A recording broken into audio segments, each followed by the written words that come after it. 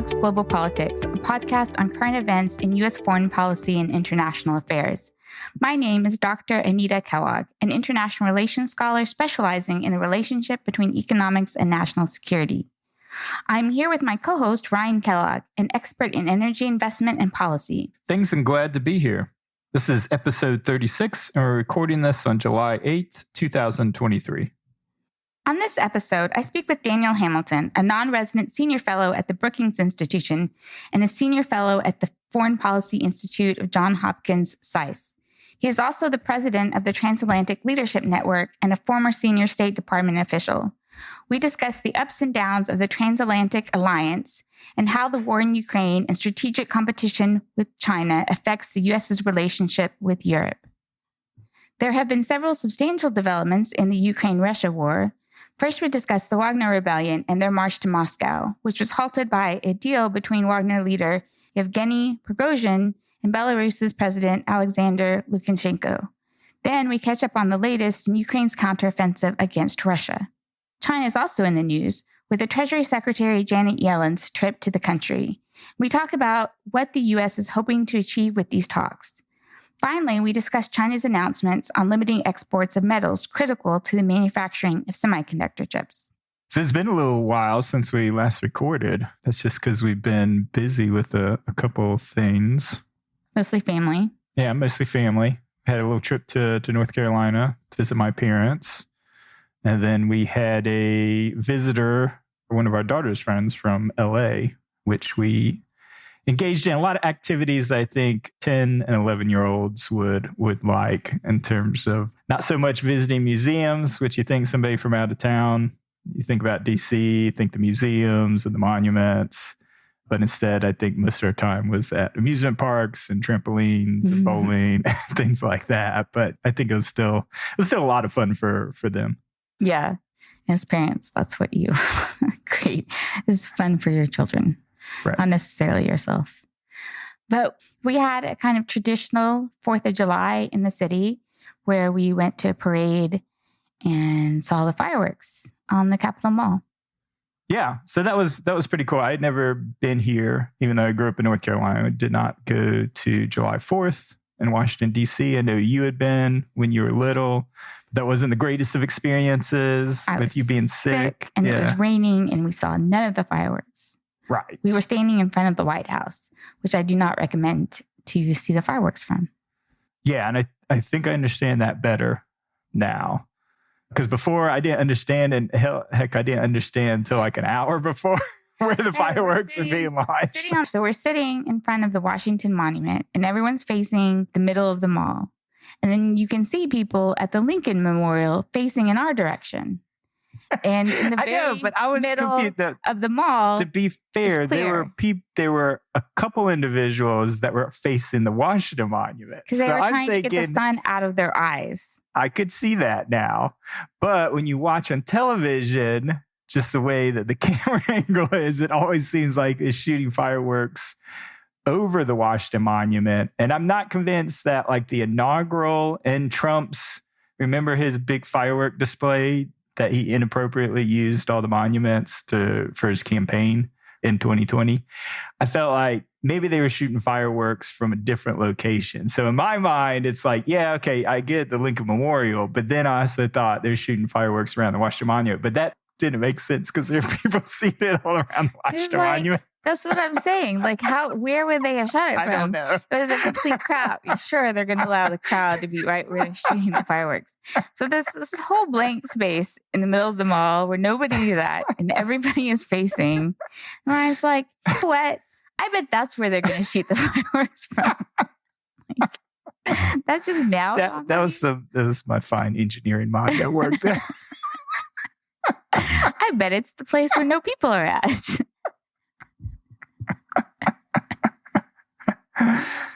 Yeah. But overall, I mean, I thought it was a really good firework display. Yeah, it was a really neat experience. I feel like in some ways, things weren't quite as crowded as I thought they would be. Like the parade wasn't. And then we got there early to the mall and we didn't need to be there that early before the fireworks. Yeah. Now, the exception to that is by the time the fireworks were shooting, the mall was completely covered with people. So leaving was a nightmare. Yeah, that was bad. Was that a was total rough. nightmare. Especially for someone like me who doesn't like crowds, who has trouble breathing when I'm in a crowd like that. And it was just a crush. To get on the metro was literally being like, people were like pushing themselves. Yeah, no, and we walked it was a good mile. Yeah. So it wasn't like we took the nearest metro station. We thought, okay, well, maybe some of the crowd will dissipate. But no, it was pretty crowded. Yeah. It was pretty crowded. So I didn't like that part at all. Yeah. But overall, I thought it was better than I expected. Yeah. It was fun to do. At least once. That's right. I think it would be nice. You do. Yeah. I think the fireworks. Yeah, we wouldn't go back to the parade. The parade was underwhelming. It was a little underwhelming, but it's still cool. And we had a nice spot that was shady on the grass. So no complaints there. That was a nice 4th of July. I hope everyone else had a good 4th as well. Yep. All right. To get started, you have some updates on the Russia-Ukraine war. Yeah, so obviously a lot going on since our last episode about a month ago. But I think we want to lead off with kind of what dominated the headlines a couple weeks ago with the Wagner group mutiny. So we've talked a lot about the Wagner mercenary group, both their involvement in the Ukraine war and then obviously their detrimental activities in the Middle East and Africa.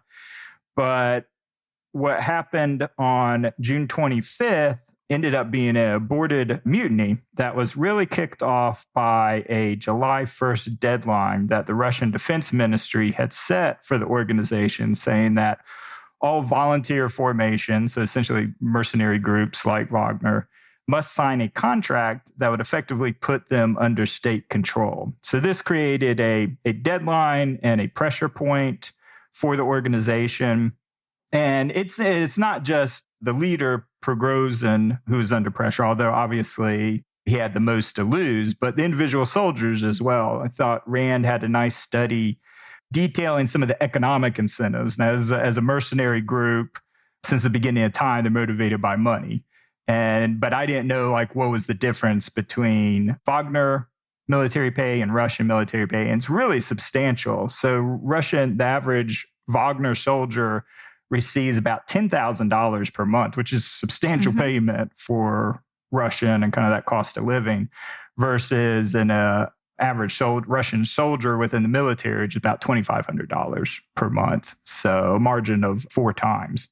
So you had this pressing deadline. At the same time, you had the leader of Wagner, Yevgeny Proghozin, who led the mutiny with the apparent stated goal of confronting and potentially kidnapping, based on some of the information that's come out since the event, the Russian defense minister, Sergei Shoigu, and then the chief of Russian general staff, Valery.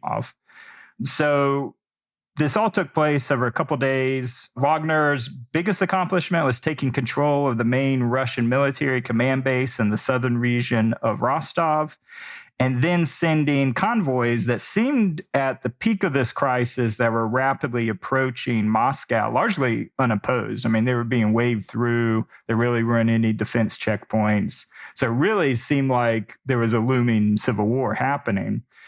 But then, out of the blue, the crisis then ended with a deal negotiated by the Belarusian president, Alexander Lukashenko, that granted Proghozin amnesty within Belarus and also agreed that any Wagner mercenaries, one, they would not be prosecuted, but those not willing to sign a contract with the Russian military would be welcome to go to Belarus as well. So just a really wild sequence of events. And there's been information coming out, but there's not, I think, great understanding of all the implications of what's happened so far. I think the interesting things that have been noted in the last couple of days is that, according to the New York Times, it seems like the mutiny were that none of the Wagner troops have actually taken up residence within Belarus, despite a number of tents being set up. So it's not clear exactly where they are. And then Lukashenko came out saying that Proghozin himself after going to Belarus, had then returned to Russia. And the Pentagon confirmed that it seems like he has complete freedom of movement. He was first in St. Petersburg, now he's in Moscow. And this is despite being declared at the peak of the events, essentially enemy of the state, and being granted specifically this amnesty within Belarus. But it seems like he has complete freedom of movement. So it's really not clear what's going on this arrangement. Is Wagner still in play? Are they being absorbed by the Russian military? What's going on? So what were your kind of thoughts on it? Yeah, so my take is, one, this is, a lot of people regarded one of the most confusing. It wasn't a coup precisely, but kind of, in essence, it followed the rules of an attempted coup. But it was confusing for people why he made this deal in the first place. And the assumption is that he really thought he had more support in Moscow, and then no one followed up on that. So he was kind of forced to stop the troops and turn around. The calculation, though, in itself it's a little bit surprising. I mean, one thing I've always thought was interesting about Proghozin is that he had more ability to speak out against the war than anyone else, because other people in Russia who'd spoke out against the war, other oligarchs, ended up dead in some capacity. So Proghozin was kind of untouchable because he was the head of this big mercenary group that advances Russia's interest in places like Syria and Africa. And so I thought that was always really interesting. And then it felt like he was jeopardizing that there's only so much you can do to oppose Putin, it would seem. But now it's even more confusing because what is he doing in Russia? So a lot of the take was that, they're going to completely dismantle Wagner. Putin realized that, like other leaders have in the past, that relying on large mercenary groups is ultimately a threat to your own power. But now it's really unclear of what is going to happen. And I think this whole freedom of movement has taken a lot of people by surprise, and they're not sure how to react to it. The thought was that, he went to Belarus and be lucky if he survived the month from some sort of assassination attack that Russia is kind of famous for. So, I mean, it's hard to have a clear sense. Obviously, if everything is true and that he has freedom of movement and he survives the next few months, he's more powerful in some ways than people thought.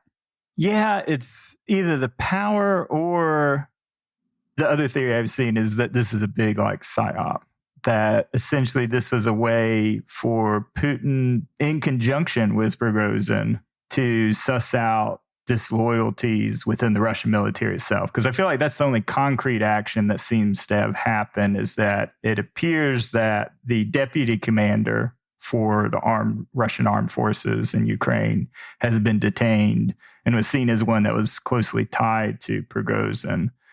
It's not clear, where the state of Wagner or the front lines. It hasn't really affected the defensive measures within Russia, because most of Wagner's forces, if we remember, had already been pulled off the front lines after the successful taking of Bakhmut. So it's just odd. Does it really show that the Putin regime is weak, and that Prigozhin's so powerful and has so many internal connections, which I thought is apparent because there was a big leak that Business Insider and Die Welt reported this week that had gotten hold of Prigozhin's personal calendar on his Palm device, because he's about 15, 20 years behind in terms of phone technologies. And it became apparent, he was regularly meeting with very high-level officials, including Putin, within the Kremlin on a pretty regular basis. So is it a measure of his power and connections? But at the same time, then why did his effort fail? If he's so powerful and he can avoid being arrested or assassinated despite being back in Russia, but his coup also failed. So he didn't have that level of support and power. So it's just odd. So I can see why this whole conspiracy of, this is some elaborate psyop. There's even really dumb stuff where a lot of the far right who are fans of Putin was like, this is a brilliant move to reposition Wagner forces into Belarus so it's easy to strike Kiev. That was really dumb, because the territory and defenses around Kiev are very tough. It's very tough terrain to take. Russia obviously put all of their forces in Wagner in order to take the equivalent of a couple kilometers within Bakhmut. So there's no way in hell that they're going to be able to strike at Kiev. So it's kind of a dumb thing. But at the same time, I can see this being such a confusing situation, this scene seeming like Putin is sending out weakness in some form that people would then turn to, this is some sort of elaborate collusion. I don't know exactly what it accomplishes through this collusion other than, you suss out people disloyal at the highest levels within the Russian military. But it's all a little bit inexplicable. It followed a kind of typical pattern for attempted coups where you have 48 hours of just complete, no one knows what's going on, just kind of complete chaos, no reliable news reports. And it's not unusual for attempted coups. I mean, it's obviously not unusual. Most of them fail. Very few succeed. And then what they harbinger for the leader is often the governments find themselves out of power within a year or two. So they usually do signal some sort of weakness, but not always. Chavez survived an attempted coup in 2002, I believe, and he emerged much stronger. He purged the state oil company and other really important places. He purged about half for disloyalty and kind of took control. So there is that. But a lot of times they are also a signal of weakness. And so everyone's been trying to figure out, well, is Putin weak or not? This whole conspiracy theory actually I saw like it emerge on Twitter pretty much as soon as he pulled back his troops from Moscow. At the time, I was like, that's ridiculous. I don't believe it. But now it seems more plausible than it did with before. The whole freedom of movement within Russia. Mm-hmm. Yeah. The thing that seems most strange to me about it is that it does still make Putin look weak, even if this was something that he and Proghozin cooked up together. Definitely makes Putin seem weaker. Yeah, and Proghozin still loses control over, I don't think I've seen numbers of the forces within Wagner that have taken up, as they were required to do, or flee to Belarus or to Africa or the Middle East to fulfill their contract. How many have signed the contract with the Russian military? I don't know. So it still feels like that he's lost more, even if this was a collusion, but maybe it's just not clear. It seems both of them lost. Right, yeah. And so that makes it kind of confusing. I really was surprised that he would go to Belarus or stay there for any time, because I felt for sure he would go to Africa, where Wagner has its own fiefdoms, and I thought he might be more untouchable in Africa. So all of this is kind of surprising and confusing, and a lot of drama right when you think Russia would want unity because of the war. Right. And it kind of reveals how long wars, right? Obviously, they expected complete victory within a very short amount of time. Long wars that are not going well are often do threaten their survivability. Yeah. And I think, probably the other thing that presses against the idea of this secret collusion is Proghozin went very publicly right before the coup and very harsh language condemning the war, condemning why the war was being carried out, how it was being executed, the very premise and heart of the war, which is much more than he went to in his because he's been on social media a lot and ranted about the lack of support and going against and how it's being fought, right? And how it's being fought. Yeah. So that part of it, that one piece of evidence seems like, this isn't collusion, because why fake that and really undermine and because that has the real ability to sink in, because it seemed from the coup that Wagner was very popular with the public, especially in the southern Rostov area. People were cheering them on. Yeah, it's a real mystery, because they're definitely conflicting views, and it's still all playing out. I want to clarify that in no way does it seem like Proghozin would be a better leader than Putin. I think people embraced it only as a sign of weakness on Putin's part, and the hope that there is some potential for a post-Putin and maybe a post-peace Yeah, no, I think it just makes the job for Ukraine much easier. If you had, obviously, a civil war or chaos within Russia, they would probably begin pulling troops off of the defensive lines. That's the only thing. I don't think anybody should be under the illusion that, Proghozin may well be worse than Putin, if that's imaginable. Yeah. Definitely. I just think that has to be clarified because it has seemed that to some people had interpreted, everybody wants Proghozin to replace Putin, and that would be a really terrible scenario. Certainly no better. Yeah. Yeah. And then kind of curious about what you have on the counteroffensive, how it's going. Yes, I think that was the one negative, was the great hope that this would somehow have a positive impact on the counteroffensive. But because this all played out over a couple of days, it essentially had zero impact. So overall, the counteroffensive has been going on for roughly a month now, and the progress has been very slow on both the eastern and southern fronts. At this stage, most of the NATO-trained Ukrainian forces, so those 9 brigades that we talked about last time, have yet to be committed in any way, with most of Ukraine focused on probing attacks, trying to look for weak spots, particularly on the southern Russian defensive lines. Now, they have had some success. They've been able to liberate 7 villages over the time, but it only represents about 50 square miles, which the Financial Times and New York Times both had good maps just showing how far they are at this stage from accomplishing the military objective of severing the land bridge that connects Russia to Crimea. So the other disconcerting thing is that they're still probably 15, 20 kilometers away from the really heavily fortified front lines that make up the southern Zaporizhia region within Ukraine, which is really necessary to sever that land bridge.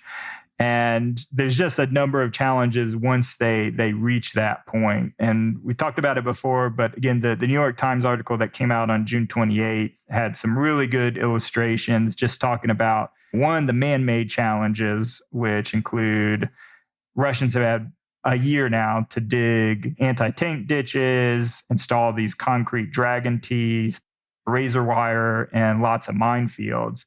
But then it's also the terrain itself. So Ukrainian forces, as they're proceeding with these armored units, are highly exposed. They have to advance across open fields, while the Russian forces, one, they're dug into trenches, but those deployed in the field are hidden behind tree lines. So they have considerable camouflage, especially in the summer when all the trees have leaves on them. So it just makes it very difficult to advance.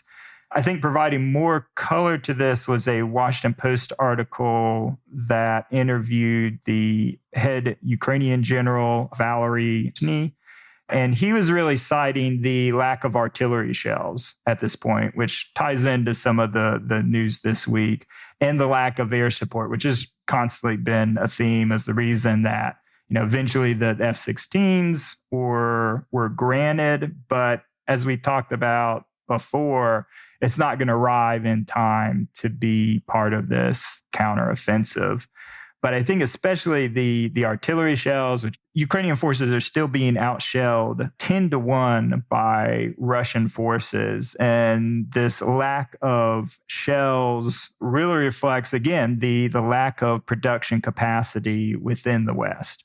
Yeah, so I have a couple of points. And first, I just want to say that there was another article that came out talking about the front lines of the Ukrainian military and how they're having trouble replacing bodies. People are dying so quickly and such. And so I was having this discussion on Twitter with a colleague and was mentioning the New York article that we were talking about. But one of the facts in this counteroffensive is they still have not deployed most of the NATO-trained troops. Right. And we were talking about military strategy a little bit, which I admittedly do not know much about, despite where I work. But the strategy of pulling back so many of your troops while you're having trouble replacing enough people, enough bodies on the front line. And of course, the reason for doing so, they say, is to find the weakness points but it still is kind of an interesting strategy. The other thing, you were talking about munitions. And so recently they announced a decision for the U.S. to send cluster munitions to the Ukraine. And these are munitions that explode above where you have a lot of people. That's probably a bad explanation. Yeah, I mean, essentially, it's a form of artillery that releases a bunch of bomblets. So it's almost like a scattered shotgun approach. Now, I think that the big criticism around it was not all of these go off. So right. Anyone has talked about a failure rate of 5% to maybe more. And the problem with this is it creates a lot of civilian deaths as they come upon these unexploded munitions, right? Yeah. Yep. And so 120 countries have actually banned the use and production of these weapons. The U.S. is one of the few not to do so, but there is a law that might be being violated about using or providing them if they have more than a 1% failure rate, which so far there hasn't been one designed that meets that requirement. So there's usually this ethical concern about any weapon that ends up with a lot of civilian casualties. Now, the interesting thing in this ethics discussion is that Ukrainians themselves want to use it in Ukraine. And so the ethical consideration there is if you're fighting for your freedom from another country, do you get to decide how many civilian casualties you're willing to tolerate from the type of weapons that you're using? Yeah, to me, I don't think any moral consideration apply in this case. I mean, I think, the Ukrainians need it. They requested it. The Russians have been using these type of munitions against Ukrainians this entire war. And then the way that the White House framed it, I thought was interesting, pointing out we have a lack of production capacity until this gets ramped up. This is what we got left. Yeah. So most of this is quite old. There hasn't been really new production, as far as I understand, of these bombs because they're so controversial. Yeah. I mean, they have been, so they were used in the Iraq War, and they were also initially supplied to Saudi Arabia in the war against Yemen, but then was cut off because of the obvious criticisms because of civilian casualties. Yeah. So, I mean, you can't take away ethical concerns at all, considering that this is a weapon that just has ethical concerns. But at the same time, in this situation, it seems warranted. Yeah. Or that they should get to make that decision themselves. Yeah, exactly. Yeah, and then going back to your point on the probing the lines as an offensive strategy, it seems like the hope is to find that weak point and to break through. But I think it's also these, we talked about, these are NATO trained forces, but I think the key part that is missing from how a NATO strategy would be is that NATO would have carried out 3 or 4 weeks of a constant bombing campaign. And it's just this complete lack of not only the ability to carry out a preemptive bombing campaign, but then to be able to have the air support to defend the advancing tank units while they're exposed in these fields. I mean, it just feels like a big gap. I think it goes back to the way that the Biden administration has released weapon systems piecemeal over time. Was this a huge strategic mistake? I mean, especially if the counteroffensive ends up running up against what has been a outperforming Russian military in terms of the quality of their defensive encampments and the resistance that they've been putting up. Are people going to look back and say, why didn't you provide the tanks, the F-16s, these longer range missiles a year ago so that it would actually have an effect and we could end this war? Yeah, I think that's definitely something that people will go back and look at as a critical factor. I think in the beginning, it definitely made sense because I think there was a real risk of escalation with Russia. But to some extent, as it's continued, this piecemeal strategy doesn't necessarily make sense, other than from the practical negotiation viewpoint. Whereas when they supplied the tanks, they probably at the time didn't think they were going to be willing to supply the F-16s. So the sort of strategy is hampered just by the fact of the government trying to decide on what it's willing to part with and what it thinks can be strategically used in Ukraine.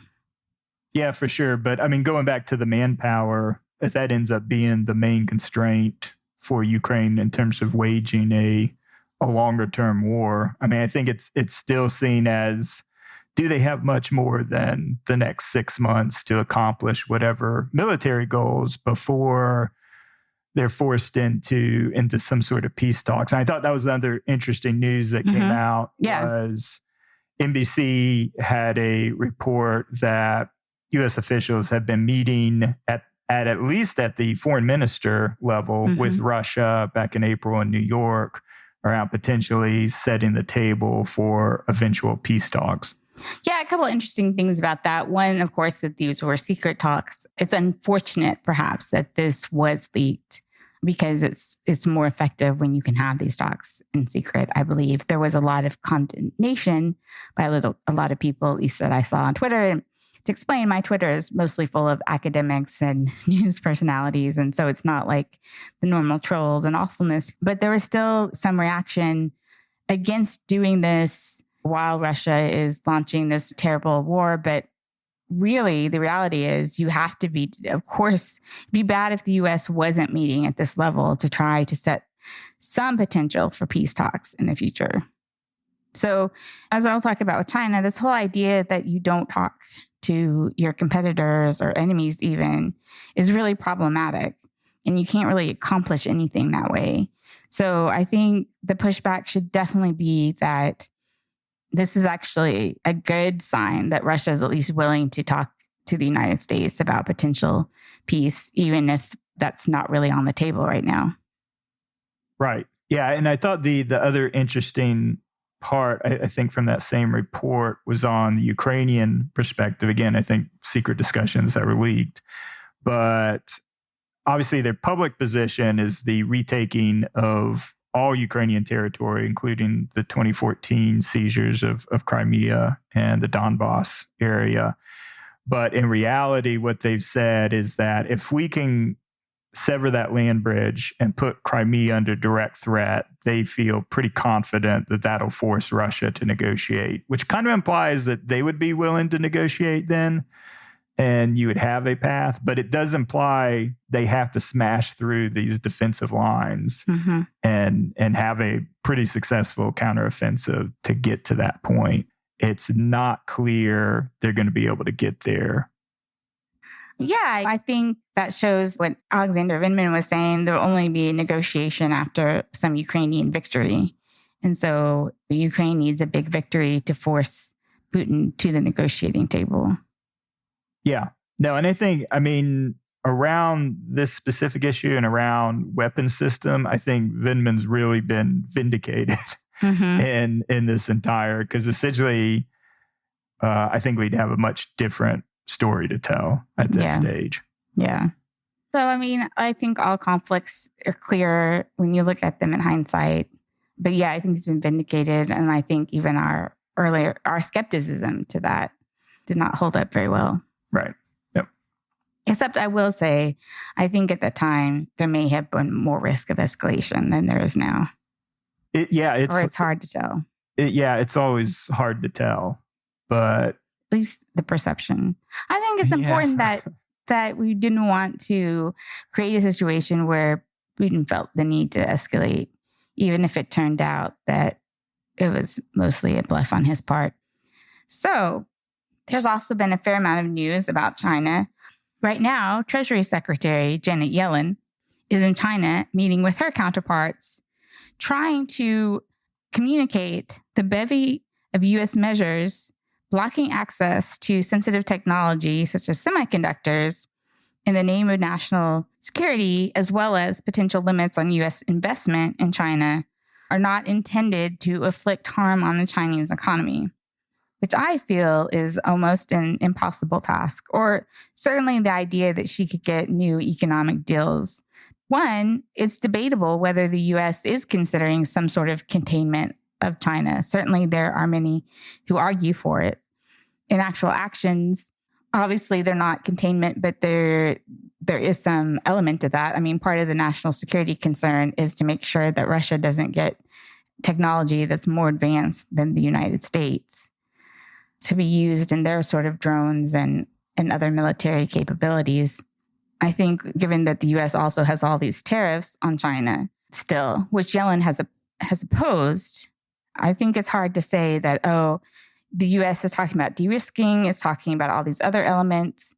Yes, it would say this is just national security, and we are still wanting to have a win-win relationship, which is what she needs to communicate, but a kind of a very difficult message under current tensions.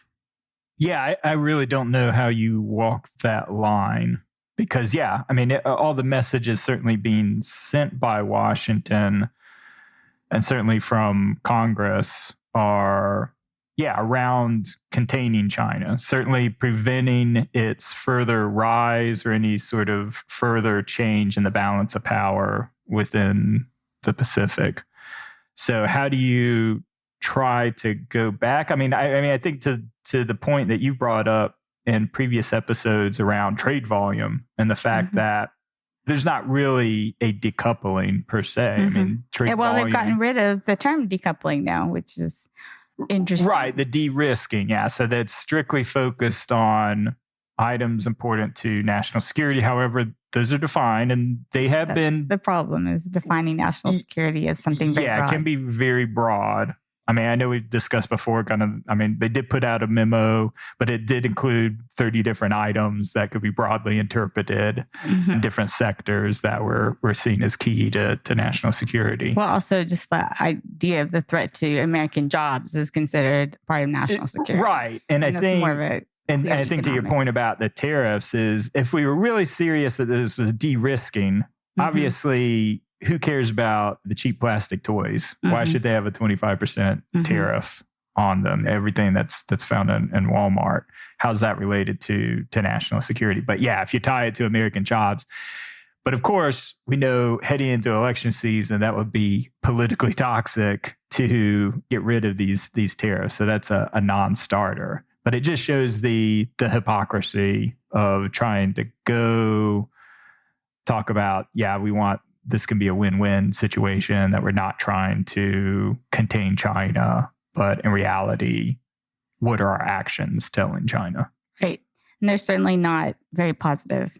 At the same time, China is also ratcheting up its economic weaponization by limiting the export of two metals that are critical to the manufacturing of semiconductors. So this is gallium and germanium. China supplies about 80% of the world's gallium and germanium, although there's more diversification of the germanium supply. So what happens, this is kind of interesting because it's not sort of like the supposed export bans in the past where nothing was officially said. It was all just supposed to be like verbal communication from the government to businesses to say, don't actually be sending these minerals, such as the rare earth minerals banned to Japan for a couple of months. It was all unofficial. So this is almost more in line with what happened previous to that controversy, which happened in September of 2010. In August of 2010, basically, China had declared that it would decrease its exports in many minerals by 40%. A lot of people saw this to drive prices and not so much the kind of weaponization that we're seeing now. So to take this sort of official stance is more in line with the other tactic. It's just really, really hard to say what will come of it. So exporters for the two metals will need to apply for licenses from the Commerce Ministry. They want to start or continue to ship them out of the country. And this has just been really important because they play a role producing a number of compound semiconductors. The targeting of these metals is not accidental.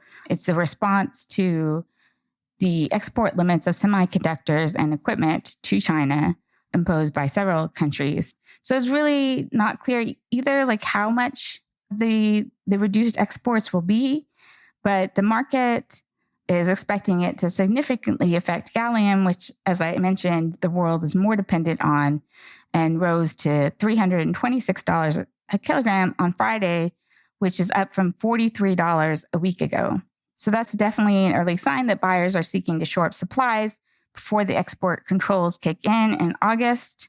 But germanium, which is also subject to the restriction, saw a much smaller impact, rising 1.9%. So the effect will definitely be more expense in semiconductors. It will probably also delay the production of items that need those semiconductor chips to be operational. So these talks are happening in that context. I think people talk a lot about the downsides of China weaponizing this. This creates a lot more supply diversification, but there definitely will be significant short to medium term effects because it takes time to be able to mine these minerals and be able to have a production process. In fact, the US, I was reading an article, is just beginning a production plant near the mine in California. And there's still a lot to learn about the technique of processing these minerals, which China doesn't have a monopoly anymore on providing the minerals, but they do have a monopoly on processing the materials. And it's not even about the plants, it's about the technical know-how and how to do that. I think it would have been surprising if China was just going to sit around and say, that's fine. You're limiting these semiconductor chips to us. We'll just make some more of our own when they don't have the technology yet to meet these sort of advanced chips. So, of course, China is going to have some response, and it's a kind of smart response because, well, here we're going to make it harder for you to manufacture those chips that you would no longer send to us. This is also important because in the case studies I've done, one of the things that kept China from weaponizing rare earth minerals effectively is because they needed the semiconductor chips that were made of those minerals. So going back to the controversy in 2010 about an export ban on shipping rare earth minerals to Japan, it was very short-lived to the extent that it existed at all, which there's some controversy about. Japan's records are not showing a substantial drop in the imports from China. But also China, this happened for like maybe 2 months since it happened because China needed the semiconductor chips for its own manufacturing. And so when you're like, well, we're not going to send you those manufacturing chips. After all, it definitely gives China more incentive to weaponize these minerals. Right. And so I think going back to your point on the rare earth argument and the fact that led to greater diversification in terms of the production. So if prices supply, yeah. So if prices do go up in the short to medium term and it creates that incentive and China loses market share, I mean, doesn't that really end up hurting them? I mean, how does this benefit them in any way? How is this an effective punishment? I mean, it seems weak sauce compared to what the West is effectively doing by denying them these very advanced chips or the production equipment needed to create their own advanced chips. As the Dutch company, I can't remember the name of it, but they agreed to cut off any exports to China as well for their most advanced manufacturing circuitry kind of process involved for semiconductors. Yeah. Yeah, you're right. And a lot of people have brought that up, that this may actually harm China in the long run. I think the idea is to pressure Western in the short term, right? I mean, to diversify supply and production, let's just say a minimum of 5-year process. So there's a lot of squeeze on the West in producing semiconductor chips to some extent, depending on how much they limit it in the short term. Right. And I guess that won't be clear until it's actually enacted because you have this licensing process, but there weren't, unlike the, 2010 incident, there weren't specific reductions. Like you mentioned, a 40% reduction. There's been no we're reducing it by X percent. So the market's reaction is strictly a little bit of hey, we're concerned about our short-term supply for gallium. So that drives up prices. People wanting to secure this amount before that. Right. This August 1st date, which has uncertainty, is enacted. Right. Yeah. So basically, all China can do is respond by creating economic pain in the most strategic way possible, because at minimum, it's going to drive up prices and be economically costly. But how significant that is still probably pretty limited overall. And then do you think we're going to see what we saw with rare earths, where there's cheating by Chinese businesses?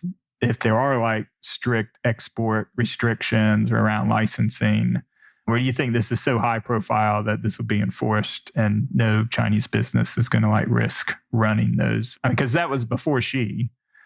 This is the Hu Jintao period, the original incident. But you think that's a possibility too, that it won't even be effective keeping supply off the market if that is the goal? I think that's a really interesting question, because there was so much cheating, again, to the extent that we can know that a ban was in place. I think one thing that allowed for that is that the unofficial nature of it, again, because there wasn't an actual process like this is to apply for the license. But yes, I think there will be cheating, but not maybe enough to make up for the supply cut. One of the most significant aspects of it is that this is an official process and not unofficial, which I think says a lot about what China believes it can accomplish. I think in those other situations, it really thought it could influence the foreign policy decisions of those countries. Whereas I think China is not betting on the West to change its mind, but wants to impose some sort of economic penalty on the West. And should we read anything on the timing being right before Yellen's visit? Is that a big middle finger to Yellen or the U.S.? Maybe. I think it also, like you said, just the tone of relations have been so bad. And it may be a sign like of China saying, we're not defenseless for the talks. Right. So it'd be Blinken didn't accomplish as much in kind of the initial conversations earlier. I think the fact is, whatever conversations we haven't lifted the export ban on semiconductors. So how much, right? So as long as you don't do that, then China is going to want to create some punishment for that to the extent that it's able to. Right. I don't think Yellen is going to accomplish anything. I don't think there's going to be any significant new deals that come out of this. But I do think it's a good thing for Blinken and for Yellen to be having conversations, right? Especially amidst all this tit for tat, other economic penalties that both countries are trying to impose on each other, that you need to at least be having a dialogue. And I think Yellen is a good person to deliver a dialogue that is more open, or at least can be more convincingly sincere in saying that we're not trying to hurt China's economy as a whole. Yeah. And it seems like if there's any substantial conversations, they focused on the areas where I think both parties have generally agreed that there might eventually be cooperation around things like climate change and debt relief in the third world. Yeah, I think debt relief is probably an important conversation that she's having. Yeah, so I don't think people should look at the lack of significant agreements or even change between the U.S. and China as failures. I think it's a success in kind of opening up dialogue between the two countries. And I mean, obviously, you hope for things not to get worse. I think that's what you're hoping to accomplish, and maybe decrease those tensions somewhat. Right. So I think move on to my interview with Dan Hamilton. And as I said before, we discussed various aspects of the U.S.-Europe transatlantic relationship, certainly talking about how the Ukraine war, the uncertainty of U.S. future commitments, and then how China is both pushing Europe and the U.S. together and also creating some rifts between them. But I thought one of the interesting discussions we had, and this is based on an article he recently wrote, is a plan for over the next decade, Europe should work on being less dependent on U.S. for defense. And he implied that at least half of that is a matter of the U.S. letting Europe develop those capabilities.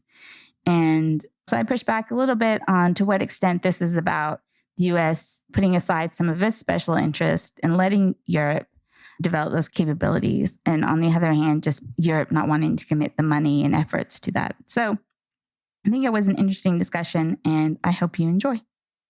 My name is Dr. Anita Kellogg, and I'm here with Dan Hamilton, a senior fellow at both the Brookings Institution and the Foreign Policy Institute of Johns Hopkins University, SAIS. He is also the president of the Transatlantic Leadership Network. Hi, Dan. Thank you so much for coming on the show. Glad to be with you. Well, to get started, U.S. commitment to the war in Ukraine has seemed to heal many of the fractures in the U.S.-Europe relationship that came about during the Trump administration.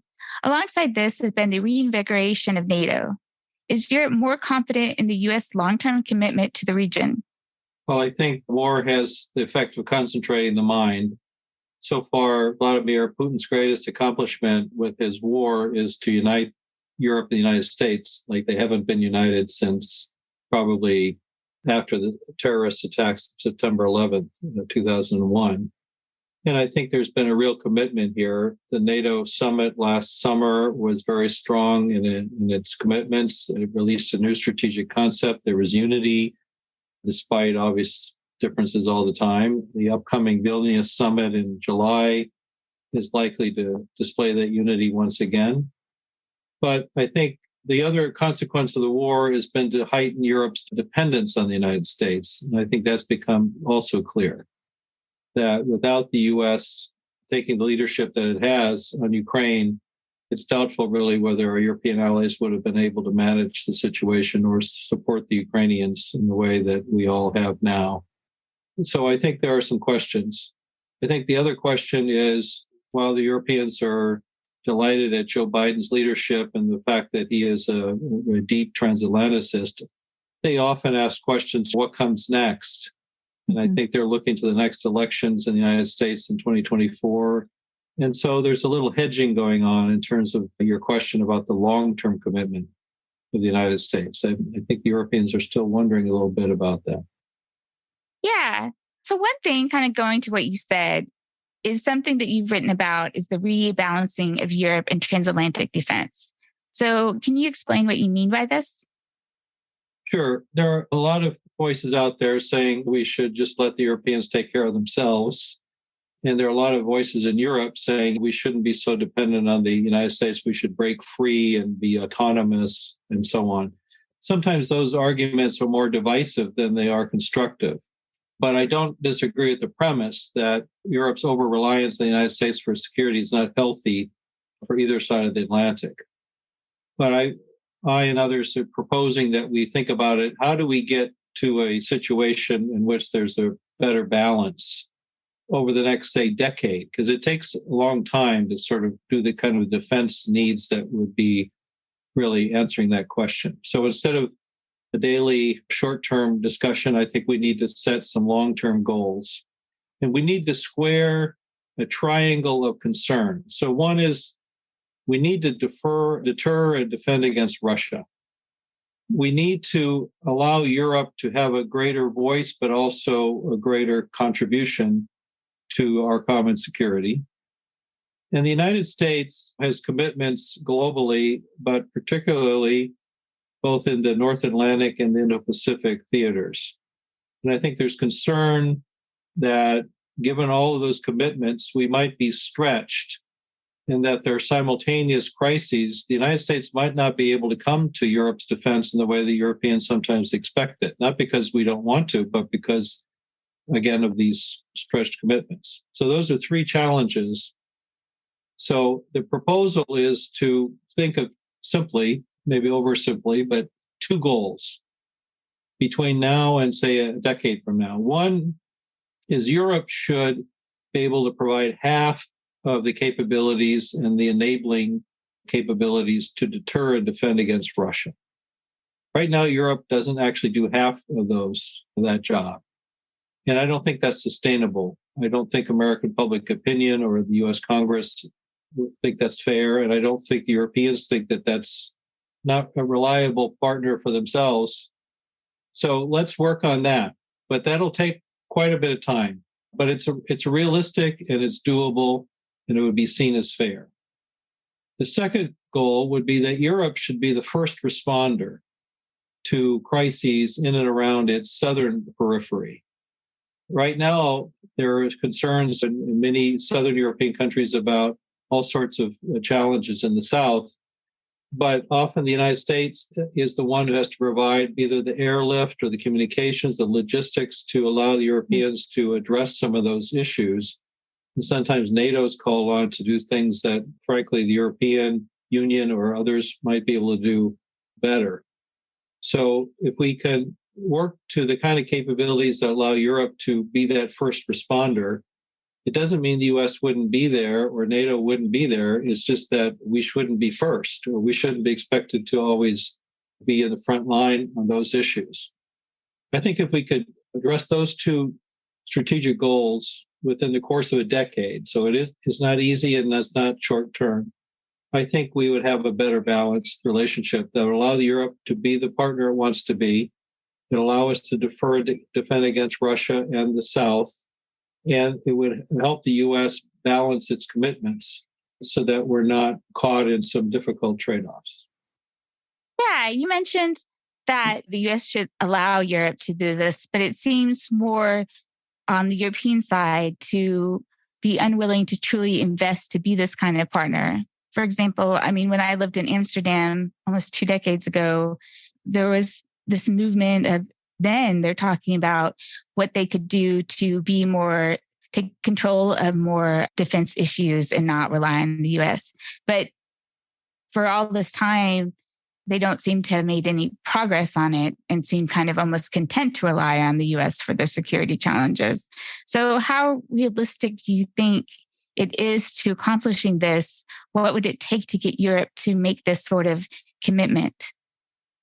Well, I think it works both ways. I think the U.S. has often had rhetorical support for stronger European defense, but when it comes down to some details, often we question it. I think we would like to control it more than we might admit sometimes.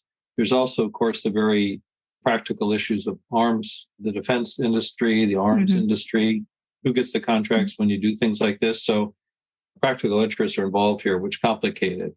On the European side, as you say, there's always the voices for this, but then it never seems to turn into anything. So the question really now is Europe serious about moving ahead on this? And will the U.S. sort of get out of the way and let them do some of this too? I think the U.S. is ready for that. Something seems technical, but important was the U.S. just signed what's called an administrative agreement with the European Union to allow all sorts of new types of interactions in that space. EU is allowed now third parties, so meaning non-EU, meaning say the US or Turkey or the UK, to participate in certain kinds of defense projects if their expertise is needed. So there is some movement. It's marginal, but there's movement. And then you see some new initiatives. There's a European Defense Agency, and the EU has all these acronyms, but they have basically building modules, projects that they work on together. And that this modular approach means that for any particular kind of project, a third country could participate, say a company from a third country, if they have this expertise that the Europeans lack. So it's a way to build the European capacity without being protectionist. That'll be tested in the practical realities of certain cases. But you see initiatives that are interesting. So Germany, for instance, has proposed a Sky Shield that is a defensive shield over a whole big part of Europe against Russian air threats. And they're moving ahead faster than people realize, and they've done interesting contracting to do that. The problem, of course, then is the French say, well, that we don't like that because you didn't contract our companies. And so now we'll build a different shield. So this is Europe, and this is the reality. So I think there will be a kind of a defensive initiative along those lines in Europe, but it might have different parts to it. And that's the nature of Europe. But it's better than not having it at all. And so I think if you compare the conversation today with the conversation 4 or 5 years ago, or certainly 20 years ago when you were in Amsterdam, it has moved pretty far ahead. Yeah, those are all really interesting points, and definitely the type of initiatives that are going on right now. So I want to move on to China. And on one hand, Europe does seem to have moved closer to the US perspective by acknowledging the strategic challenges presented by China. On the other hand, you have French President Macron's call for strategic autonomy from the US on the Taiwan issue, which resonated in much of Europe. Where does Europe stand on US-China competition? Well, I think if you compare the conversation the US and Europe are having on China today with the one, say, 2 years ago, there's been significant movement. I think there's much closer alignment on many aspects than there was then, with the Europeans moving toward basically a tougher approach. But there's not a European view. I mean, this is not a debate between the US and Europe. It's a debate the Europeans are having among themselves about their respective relationships with China. So I think one has to keep that in mind. Just as we have debates in the United States about China, and there's more of a robust debate about it than I think people in Europe give it credit for, the Europeans are having this debate. So Mr. Macron really didn't speak for Europe when he made those comments. In fact, he got actually more blowback from other Europeans than support. So, and he's been quite quiet on those issues since he gave that speech. It's interesting, the German national security strategy, which was just released about a week or so ago, doesn't even mention the words strategic autonomy. So much for that term. I think that's an antiquated term. I don't think it has consensus anymore within the EU. Our Finnish colleagues, new members of NATO, but long-term members of the EU, they talk about strategic responsibility. And I think that's a better term that aligns more with how the US would think about things. On the other hand, the Biden administration has lifted directly language from European Commission President von der Leyen about our economic approach to China not being about decoupling, but what she calls de-risking. Sullivan specifically said we are taking her term because that actually is a better term than the decoupling metaphor. So the U.S. has also come back on this. If you look hard, I think both sides are aligned basically around the notion that China is a strategic systemic rival, and that's more where the locus of concern is now. The NATO strategic concept last summer says it very clearly that China is a challenge to the alliance. So that's a consensus document. You'll see more of it at the Vilnius summit. There is growing concern about China as a competitor, not just in the economic realm, but in a variety of other areas, and the Europeans are focused on that. There's much more movement, for instance, to oust Huawei from systems that had been there in Europe and not really being paid attention to. But we come back to the third part of the triangle the Europeans use to describe China, which is partner. So here I think this is where there's some disagreement, but I think if you delve into the details, you see there's less maybe disagreement than one might think. Many European countries say China is still a partner for us on issues like climate change, on economic ties, lots of different things like that. Pandemic, we have to get that right. We shouldn't have what we had last time. Health issues, all sorts of other kinds of transnational issues. The United States is saying, basically the Biden administration is saying, there are areas in which we want to work with China. And so that includes climate change and others. And so I don't know how far apart they really are on that. I just don't think we've come up with a snappy formula to capture this. I think the EU's triad, partner, competitor, systemic rival, does capture this, but it's not evenly weighted, I guess is where the conversation has moved. It's more to the competitive rival part than the partner part. Yeah, I mean, that's really interesting. And I was thinking as you were speaking too about, on one hand, you do have actions like on Huawei that kind of fit into this strategic competition. On the other hand, despite talk of de-risking, you have, in addition to Macron, you had the German Prime Minister Scholz travel to China only a few weeks before, emphasizing trade partnerships between the two countries. So how much of this is talk versus actual actions? Well, as I say, it's uneven. There's not a European view. They're fighting about this every day. So I think you have to break it down and look at different countries and sort of the debates those countries are having. Certainly in Eastern Europe, you see a real stiffening against China. China had created something called the 16 plus 1. At one point, it was 17 European countries plus one to China working on infrastructure projects and all sorts of things. That's kind of falling apart. The number of countries have bailed out of that. It doesn't seem to have much of a future. There's been real tensions between China and a country like Lithuania, which was promoting relations with Taiwan. So I think that's different. France is struggling with this, but I don't think actually French policy reflects Macron's headline speech that people refer to, because they immediately backtracked even on their own policy. And France has signed many declarations since then that are quite aligned with broader Western positions. Italy has cracked down a bit harder. It had signed it was part of the Belt and Road Initiative of China, and they are seeking a way out of that. So I don't think that that's going anywhere really. And you can go through the list of countries. So Germany becomes, of course, as usual, the swing state here. And it is interesting. They're struggling because the German model had been tied into the Chinese market.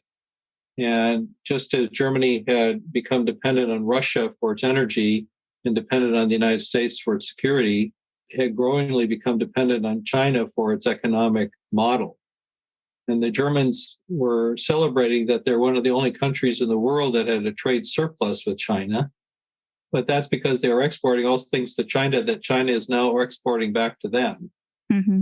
China is sort of building Germany in China. It's building essentially the same German model that made Germany such a powerhouse. It is a manufacturing model built on export prowess. And many of the kind of areas that Germany used to export to China now are being flipped. And Germany's finding that it's no longer that dominant partner. And so you see that reflected in some concern. And I think there's a difference between sort of business community discussions in Germany and the politics. So the national security strategy of Germany's recent one mentioned China as more of a systemic rival. It doesn't break from the EU frame that I mentioned, but it does stress rival. But it doesn't go as far as it does with Russia in terms of breaking this notion that you should wean yourself off your addiction to an authoritarian country. So the Chinese had a major delegation in Berlin last week, meeting with Chancellor Scholz and his ministers. There was no discussion publicly of Taiwan. There was no indication that there was anything but a nice relationship. Chancellor Scholz waited until the next day to say he talked sternly to them about Taiwan. It's not mentioned in the Taiwan is not even mentioned once in the security strategy that the Germans have released. So you can see, and there's a business lobby in Germany that's quite strong, given the nature of the structure of the German economy that's rooted in cars and chemicals, which are the main industries invested in China. So they see their future really tied into that, and they're lobbying hard that one should not rattle that. But the German economy overall is not that dependent on China. I think that's the fundamental point the Germans are debating and realizing.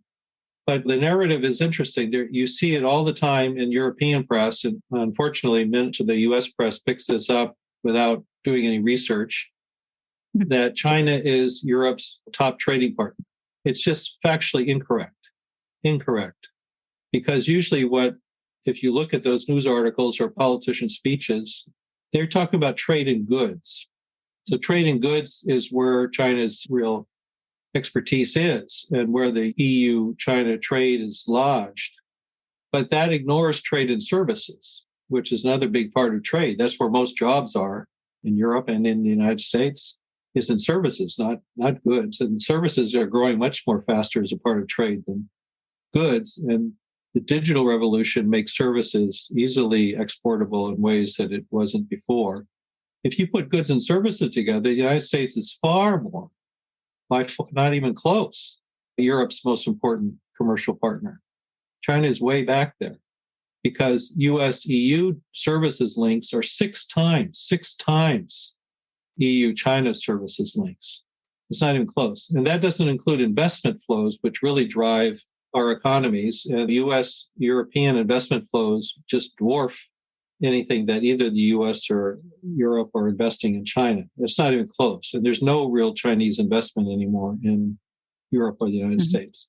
So we have a skewed media picture, which skews the narrative from this legacy of the post-Cold War period that we've left now.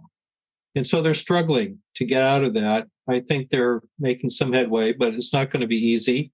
And one has to engage in that debate and show some of the facts that are where your real interests are, which frankly, still, even in the commercial realm, are much more with the United States than they are with China. Yeah, I think that's such a good point about looking beyond just trade in goods. I know in my own research, it's kind of frustrating because of the still in academic research too, the very narrow focus on goods and not so much services, and especially not investment flows. So were conflict to break out over Taiwan between the US and China, can the US count on your support, do you think? I think there was a conflict over Taiwan. Of course, it's hard. This is conjecture, but yes, I think so. I'm not sure what it means in practical terms, because the Europeans are far away. They don't have bases. They don't have big projection capabilities. So in a military sense, they probably would not be contributing that much.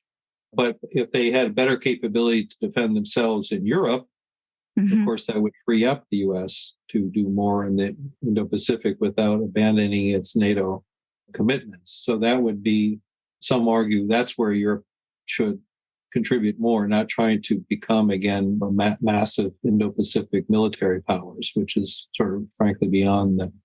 So the other it would be in terms of either sanctions or in terms of political support. And I think you could count on the Europeans for much of that. So I think it's there, but it's not an acute issue in Europe. I don't think they discuss it in that crisis sense like we tend to do, at least at the moment. So you also wrote, I think it's interesting, that NATO cannot ignore the security challenges from China. So what role, if any, should NATO play in Indo-Pacific security? Well, I think the point I'm trying to make, and I think it's been reflected now in both the US and the UK national security strategies, as well as the NATO strategic concept, is that the security of the North Atlantic and the Indo-Pacific are becoming much more intertwined and interlinked. And that's being driven particularly by the nature of China. And one has to start to think of these things as not either or types of theaters of security, but as how do we deal with those linkages?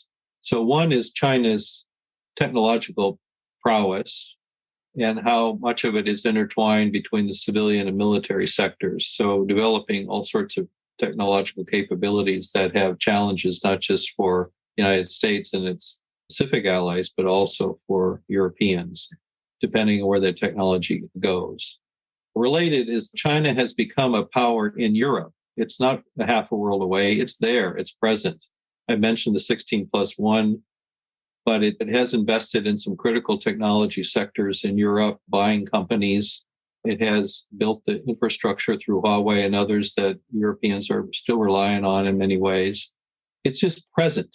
It has built all sorts of debt issues throughout the Western Balkans, for instance, for countries. It has bought ports all along Europe that are strategic for the alliance. So that's another area where Europe should have some concern. I think the third is the Russia-China entente. China says it's neutral, but it's essentially pro-Moscow neutral when it comes to Ukraine. And Russia is supporting China now on a whole set of issues. So the Russia-China entente has changed the risk calculus for both Moscow and Beijing, because both feel they can afford more risk than maybe they could have if they were at odds with each other or not aligned. I think that should cause some concern, both in the North Atlantic and the Indo-Pacific, what that implies for us. And finally, China's territorial claims really, and its other claims on sort of the rules-based order, affect the global commons. So freedom of navigation, freedom of the internet, of information, of outer space, much of the basic norms governing that, the global commons, are being challenged by China. So Europe, if you think 80% of Europe's seaborne trade flows through straits in the Indo-Pacific that are challenged by China, Europe has a vested interest in that. So I think we need to think about it in these ways. I don't think the answer is to send European warships off to the Pacific, because they only have a few of them, and that simply straps them even more when you have the biggest land war in Europe going on since World War II. So I don't think that's the right approach. But I think starting to build connections with like-minded allies is an interesting one. the leaders of Japan, South Korea, Australia, so on have been at NATO summits. They're probably coming again. Japan has invited NATO to open a liaison office in Tokyo. And so it's not about NATO going global. It's about connecting with countries that share common security concerns and exchanging their views on that and sharing habits of operational cooperation, I guess is the best way to put it. Yeah, I think that's really interesting because I know my perception of NATO is so European focused, but thinking about look at security is very intertwined, right? And China is very active. If we only approach it from an East Asian perspective, then we're very limited to what China is really doing to gain global influence. But especially like sort of being such a military alliance, I think looking at those roles, those linkages through NATO to kind of think about Indo-Pacific security is really interesting. Yeah, we think of NATO as a military alliance, but it's a political alliance that has military elements to it primarily. But Article 3 of the North Atlantic Treaty is about every country has to show it can defend itself. And that's been interpreted mainly as you show your critical infrastructures and things are resilient.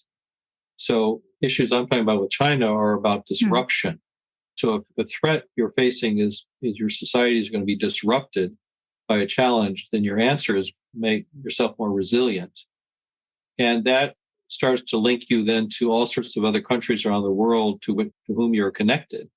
So you have to think about protecting the connectedness that you have. That's why the global commons and these issues are so important. It's not just about conventional military kinds of issues. And the North Atlantic Treaty covers that.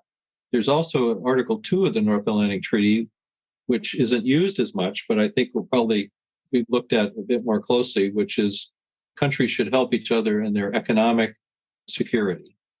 So economic security is becoming clearly now a bigger issue. It's not NATO's lead issue, but NATO does provide capabilities that can help secure, again, the flows and the kinds of things that are needed to protect our economies.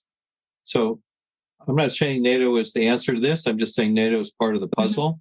And there are many other, the US-EU relationship, probably more important in those kinds of things than the NATO piece of it. But NATO shouldn't be discounted. It's part of it. Yeah, no, that's interesting. And aspects of NATO that we never talk about the like economic security and other parts of NATO beyond pure defense. So what do you think the future of this transatlantic relationship should look like? Well, that's not a big question or anything.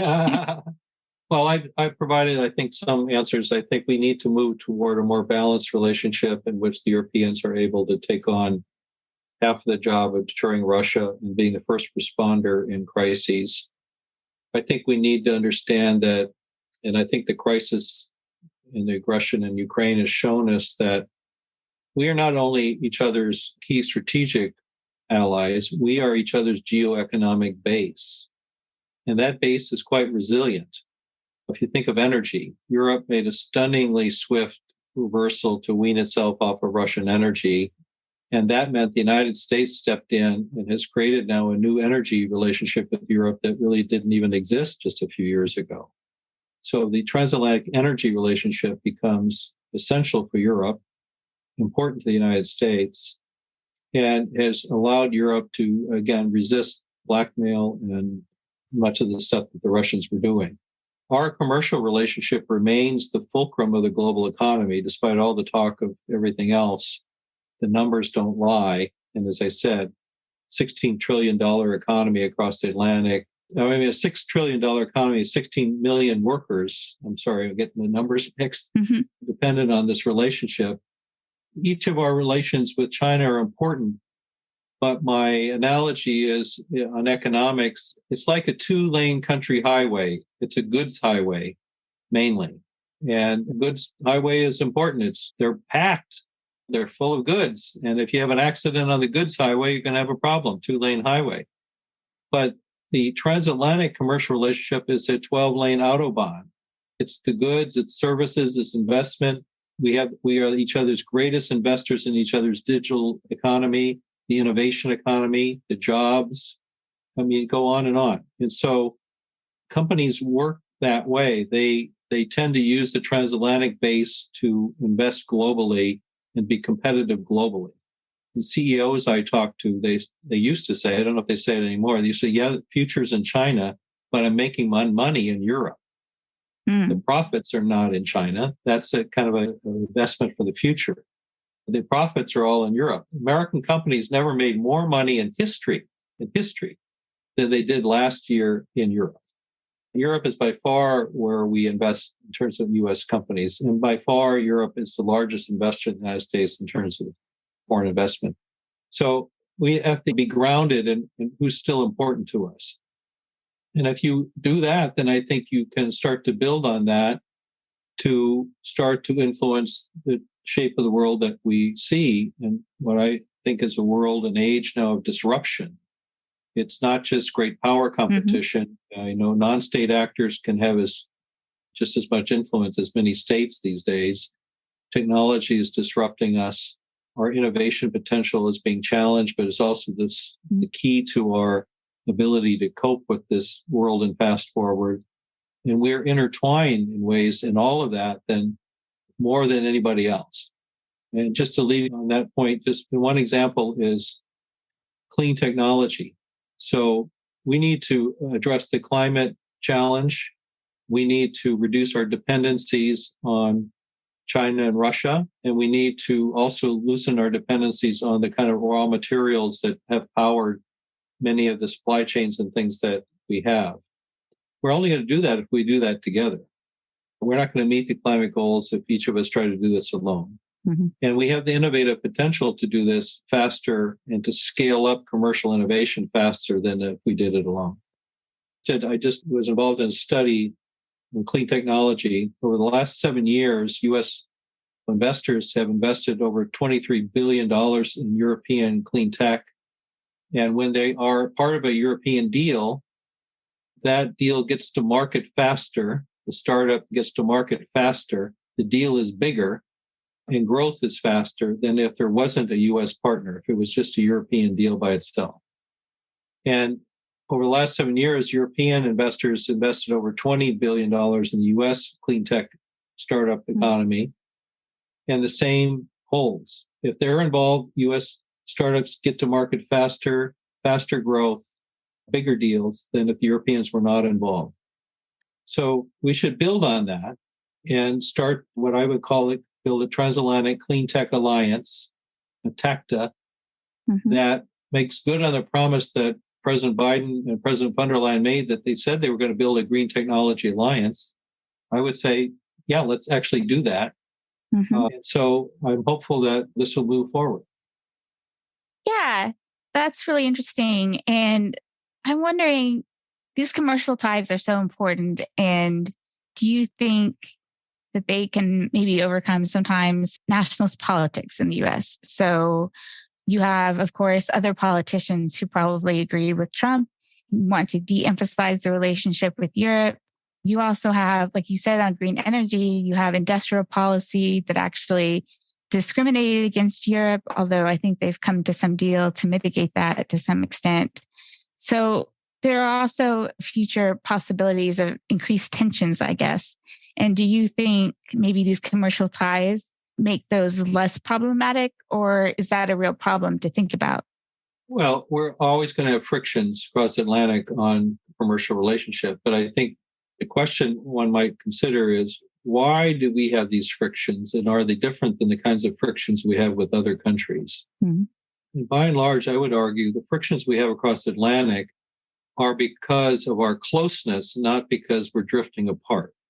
It's not because our economies are drifting away from each other, it's because they're colliding. We are so deeply intertwined with each other's societies and economies in ways that others are not, that different rules then, or different cultural preferences, different things like that, really affect how companies can work, or barriers, and that raises all sorts of issues. These are not traditional trade barriers. We essentially have free trade across the Atlantic. They're non-trade barriers. It's regulations, your preferences of whether you want GMO foods or not. I mean, it's things like that. It's not really the traditional type of conflict, but because they're so deeply domestic, it makes it very hard to resolve. And so we're always going to have those issues. The challenge, it seems to me, is how do you manage them and not lose sight of the bigger goals, which is, yes, let's manage some difficulties that have come up now with the U.S. legislation on green technology and subsidies. Europeans subsidize things also. They just do it differently, and that's what creates the difference and the problem. Let's manage those issues, but let's still leap ahead and think about the TACTA, the Clean Tech Alliance, and how we harness our opportunity while we manage those problems. Don't let those problems be the thing that stop us. And we've had that problem in the past where either officials on either side say, well, let's have a test case. If we can't solve this case, like how you clean a chicken, which is different on each side of the Atlantic, then we're not going to do anything else. So yes, we have voices who say that, but I think that's very short-sighted. It's not really in our mutual self-interest. And we should manage chickens, yes, important industry, but that shouldn't determine the relationship. We should think about how to put that in a chicken box and figure it out while we move ahead with big issues that we have to deal with together. Yeah. Do you think that there are any future threats to the relationship in future administrations? Does that possibility exist? Well, you can always think about it. I don't think about it in sort of a threat thing. I think for 70 years, born of experience of 2 world wars and depression and in the Cold War, the United States was a European power. We were comprehensively and deeply integrated into all of the compromises and trade-offs and bargains the Europeans themselves were making. And we were a source of reassurance to them largely that they could build a new type of Europe after they'd been killing each other for so long. They could not have to look over their shoulder at each other. They could start to work on a common project because we were there with them. At the end of the Cold War, we started to have a debate in the United States again, whether we really were a European power or whether we should just become another power in Europe. And I think that debate about becoming a power in Europe is still with us. And it didn't start with Donald Trump. I was in the Clinton administration. There were talk even at that point in the United States that let the Europeans take care of themselves, this type of thing. We found in the Balkan Wars, unfortunately, that Europe wasn't able to take care of its own civil wars. We've seen it again in Ukraine. So this is not a compliment to our European colleagues. It is a reflection of U.S. interests that, in my view, we need to remain European power and much more comprehensively engaged than some would argue. Being a power in Europe is a different approach to Europe. It says, again, the positive is Europeans are grown up. They should take care of themselves. We should let them do it. We have other things to do. I understand that argument. The more negative view of that is, let's play the Europeans off against each other because it's so easy to do. We don't really have a stake in their integration. A looser continent might be better for us. We can be a spoiler. We don't have to always be a stakeholder in their projects. I understand that argument too, in a short-term sense on any particular issue. We're tempted to sort of play them off. But over the long term, a more fractious Europe is a return to the Europe that has caused so much pain to the United States. And I don't believe that's in U.S. interest. So I think this debate, it's not about a specific threat, but it's about how Americans think of themselves in relationship to Europe. Do we have the capability, the priority to remain fundamentally engaged in European affairs, or do we want to step back and become just another power in Europe? China right now is a power in Europe. And we see how China acts in Europe. It plays them off. It does this or that, creates issues for the Europeans that might not be in the best U.S. interest. For us to join China in doing that, and Russia certainly is doing it, I think would lead to Europe that I would hope none of us would really want to see again. Yeah, definitely. Well, this has been so insightful. Thank you so much for coming on the show. Thank you. We're happy to join you. I hope you enjoyed listening to the interview. That brings us to the end of this episode of Kellogg's Global Politics. You can visit our website at www.kelloggsglobalpolitics.com and follow us on Twitter at Global Kellogg or me, AR Kellogg. You can also reach us by email So Anita at kellogglobalpolitics.com and myself, Ryan, at kellogg'sglobalpolitics.com. And as always, please see the show notes for the articles we discussed in this episode. And if you like the show, please take the time to tell your friends and share it on your social sites. It's a simple, quick, and free way to support the show. Thanks, everyone. Thanks. Bye. Bye.